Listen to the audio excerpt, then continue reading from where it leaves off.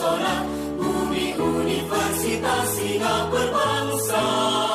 Universitas Singa Berbangsa, pelopor pengembang ilmu dan teknologi, membentuk insan berguna, ahli berakhlak mulia, pencipta masyarakat sejahtera.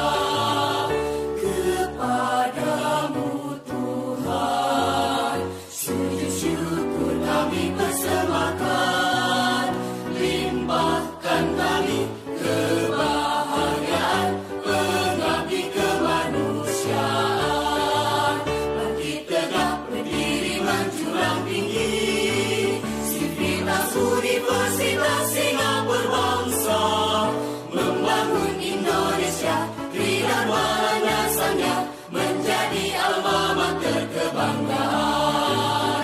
Unsika semoga tetap jaya, Unsika semoga tetap jaya. Assalamualaikum warahmatullahi wabarakatuh. Perkenalkan, nama saya Arum Wulandari, mahasiswi Prodi Pendidikan Matematika, Fakultas Keguruan dan Ilmu Pendidikan Universitas Singa Berbangsa, Karawang. Dibuatnya video ini untuk memenuhi tugas akhir mata kuliah Inovasi Pendidikan yang diampu oleh Bapak Haji Dadang Rahman Munandar, MPD. Langsung saja kita masuk ke pembahasan mengenai inovasi pendidikan. Sebelum membahas mengenai inovasi pendidikan, kita harus mengetahui dulu nih, apa itu inovasi. Secara etimologi, inovasi berasal dari kata Latin yaitu innovation, yang artinya pembaharuan atau perubahan, di mana kata kerjanya adalah innovo, yang berarti memperbarui dan mengubah. Jadi, inovasi adalah suatu perubahan yang baru menuju ke arah perbaikan atau berbeda dari yang ada sebelumnya, yang dilakukan dengan sengaja dan berencana atau tidak secara kebetulan. Perubahan dan pembaruan ini ada perbedaan dan juga persamaannya loh. Perbedaannya, kalau ada pembaruan berarti ada unsur kesengajaan. Sementara untuk persamaannya yaitu sama-sama memiliki unsur yang baru atau lain dari yang ada sebelumnya. Di mana kata baru ini dapat juga diartikan apa saja yang baru dipahami, diterima, atau dilaksanakan oleh si penerima inovasi, meskipun bukan baru lagi bagi orang lain. Menurut Ibrahim 1988, inovasi pendidikan adalah inovasi dalam bidang pendidikan atau inovasi untuk memecahkan masalah pendidikan. Jadi, inovasi pendidikan adalah suatu ide atau barang, metode yang dirasakan atau diamati sebagai hal yang baru bagi seseorang atau kelompok orang, baik berupa hasil intervensi atau penemuan baru dan discovery atau baru ditemukan oleh orang, yang digunakan untuk mencapai tujuan pendidikan atau memecahkan masalah pendidikan nasional. Lantas, tujuan dari inovasi pendidikan di Indonesia itu apa? Secara sistematis, arah tujuan inovasi pendidikan di Indonesia adalah yang pertama, bukan jadi rahasia umum lagi bahwa pendidikan dan pengetahuan di Indonesia masih sangat tertinggal jauh dibanding yang ada di luar negeri. Sehingga tujuan yang pertama dari inovasi pendidikan ini untuk mengejar berbagai ketertinggalan dari berbagai kemajuan ilmu pengetahuan dan teknologi. Yang kedua, pendidikan di Indonesia masih belum merata, sehingga tujuan dari inovasi pendidikan yang kedua yaitu mengusahakan terselenggaranya pendidikan di setiap jenis, jalur, dan jenjang yang dapat melayani setiap warga secara merata dan adil. Dan yang terakhir, untuk mereformasi sistem pendidikan Indonesia yang lebih efisien dan efektif, sehingga dapat menumbuhkan masyarakat yang gemar belajar, menarik minat peserta didik, dan banyak menghasilkan lulusan yang diperlukan untuk berbagai bidang pekerjaan yang ada di kehidupan masyarakat. Lantas, inovasi apa saja yang sudah dilakukan dalam pendidikan? Pelaksanaan inovasi pendidikan seperti inovasi kurikulum tidak dapat dipisahkan dari inovator dan pelaksana inovasi itu sendiri. Seperti yang dilakukan Depdiknas yang disponsori oleh lembaga-lembaga asing cenderung merupakan top-down innovation. Inovasi ini diciptakan untuk meningkatkan mutu pendidikan atau pemerataan kesempatan untuk memperoleh pendidikan atau sebagai usaha untuk meningkatkan efisiensi dan sebagainya. Adapun inovasi yang dilakukan oleh Depdiknas selama beberapa dekade terakhir, seperti cara belajar siswa aktif atau CBA, guru pamong, sekolah persiapan pembangunan, sekolah kecil, sistem pengajaran modul, sistem belajar jarak jauh, dan lain-lain. Ada juga inovasi yang dilakukan oleh guru-guru yang disebut bottom-up innovation. Namun model yang kedua ini jarang dilakukan di Indonesia selama ini karena sistem pendidikan yang sentralisis. Pembahasan tentang model inovasi seperti model top-down dan bottom-up telah banyak dilakukan oleh para peneliti dan ahli pendidikan. Selain inovasi dalam pendidikan, terdapat pula inovasi berupa produk. Contohnya, satu pegangan perjalanan, burung gemer, serutan sabun batangan, koper dengan rak, dan juga semprotan lemon. Selanjutnya, apa itu inovasi pendidikan Brainly?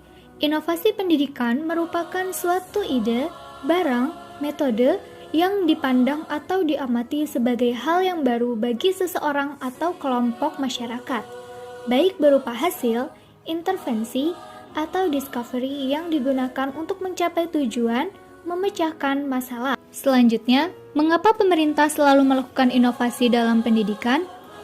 Tujuan dari inovasi pendidikan itu sendiri adalah untuk meningkatkan efisiensi, relevansi, kualitas, dan efektivitas.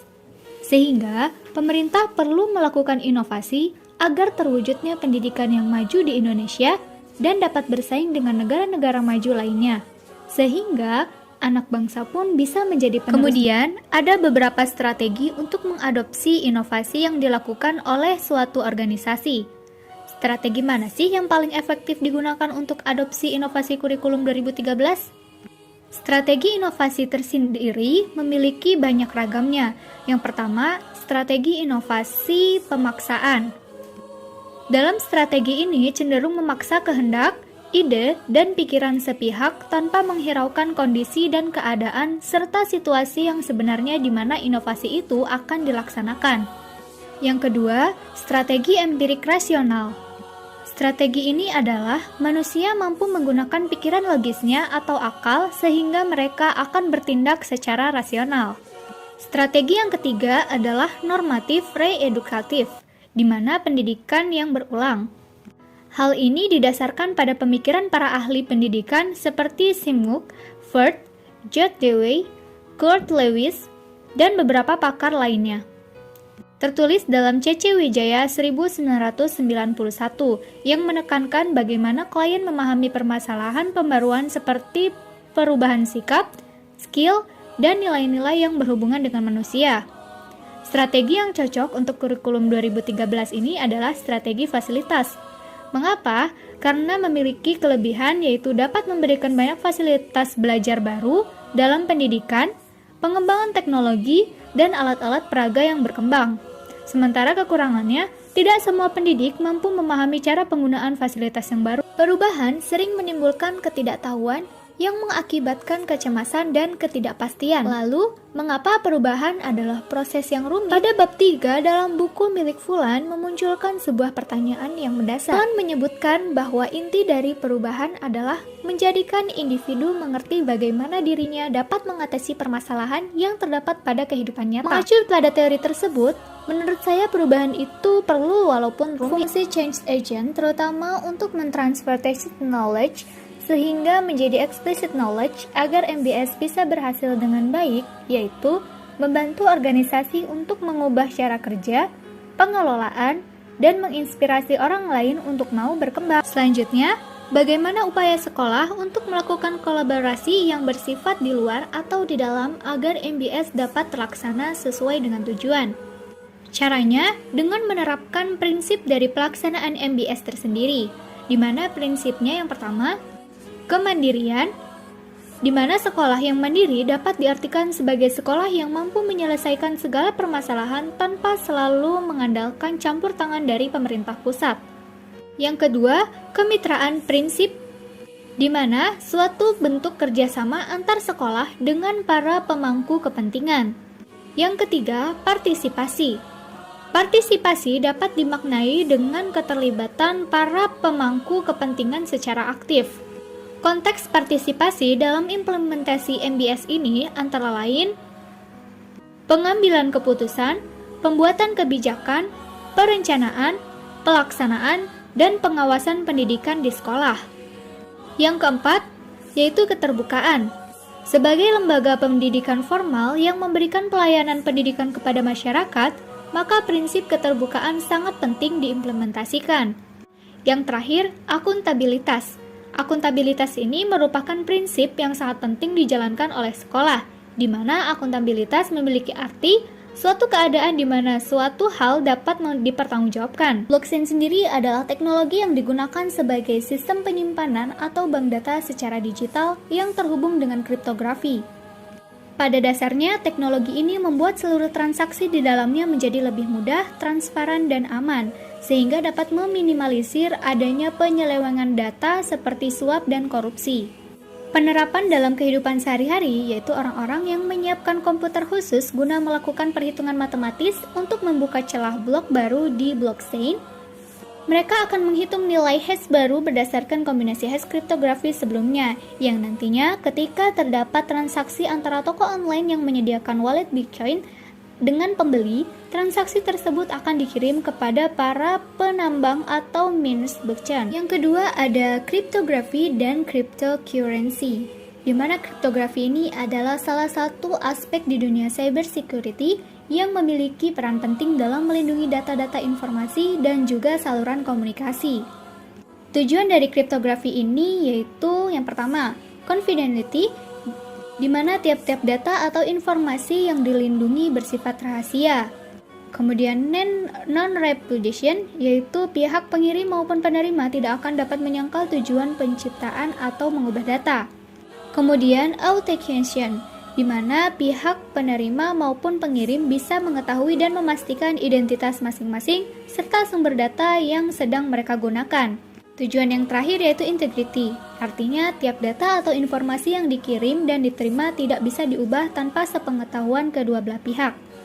Sedangkan cryptocurrency sendiri adalah mata uang digital atau virtual yang dijamin dengan kriptografi, yang membuatnya hampir tidak mungkin untuk dipalsukan atau digandakan. Ciri khas dari cryptocurrency ini adalah bahwa mereka umumnya tidak dikeluarkan oleh otoritas pusat, sehingga dalam kehidupan sehari-hari membuat mereka secara teoritis kebal terhadap campur tangan atau manipulasi dari pemerintah. Yang ketiga, non-fungible token atau NFT, di mana NFT merupakan sebuah aset digital yang mewakili objek di dunia nyata. Fungsinya bagi industri seni, yaitu karakteristik dan keunikan NFT, mengevaluasi kembali sektor seni digital. Dalam kehidupan sehari-hari, NFT menawarkan keamanan yang dibutuhkan untuk karya yang dipublikasikan secara online, di mana konten dapat disebar bebas dan dapat diklaim dengan mudah. Yang keempat dan yang terakhir dari inovasi digital ini adalah Metaverse, yaitu gambaran sederhana yang diungkapkan oleh Facebook tentang Metaverse adalah sebuah seperangkat ruang virtual tempat seseorang dapat membuat dan menjelajah dengan pengguna internet lain yang tidak berada pada ruang fisik yang sama dengan orang tersebut. Pembahasan yang terakhir mengenai inovasi pendidikan yaitu contoh inovasi pendidikan dalam pembelajaran matematika. Di sini saya mengambil contoh inovasi pembelajaran matematika, pembelajaran kontekstual atau contextual teaching and learning. Siswando dalam Wanti Rohani 2002 halaman 12 menyatakan bahwa ciri-ciri pembelajaran CTL ini adalah menekankan pemahaman konsep, pemahaman masalah, pembelajaran bermakna, dan pemahaman nalar.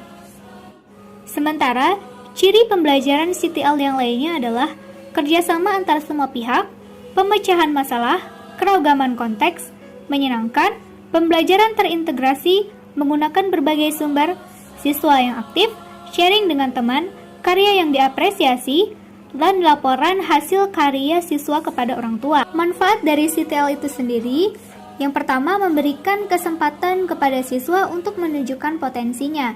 Yang kedua, siswa dapat berpikir kritis dan kreatif, menyadarkan siswa tentang apa yang sedang ia pelajari, pemilihan informasi berdasarkan kebutuhan siswa, pembelajaran yang tidak membosankan, dan terbentuk sikap kerjasama antar kelompok.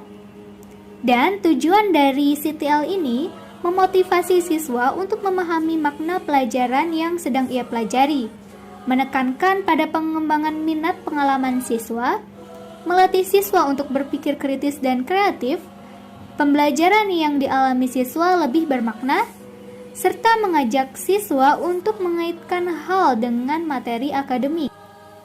Demikian pembahasan mengenai inovasi pendidikan yang dapat saya sampaikan. Kurang lebihnya mohon dimaafkan.